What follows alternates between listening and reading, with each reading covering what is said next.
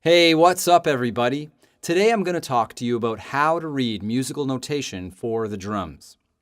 If you're a beginner and you're just getting started, I'm glad you're taking this step because these are going to be skills that you need moving forward so that you can get the most out of every lesson.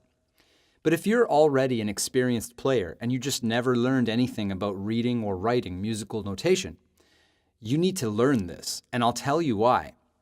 When you don't know how to read, everything relies on you seeing somebody do it and then keeping that in your memory.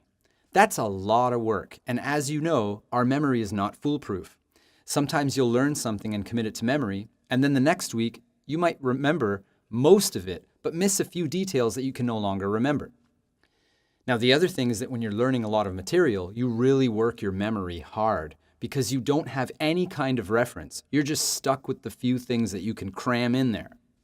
Now, when you know how to make sense of the notation, you can check out a lesson on a certain kind of rhythm or beat, and instead of just learning the one that you see, you can then look at the notation and learn 10 or 12 other examples of the same rhythm in action. So in the end, what this means is that by learning how to read the notation, it's going to increase your musical vocabulary. Not only that, but you're going to be a lot stronger at understanding rhythms. And that's the main responsibility of a good drummer. So in this lesson video, I'm going to break down the basics.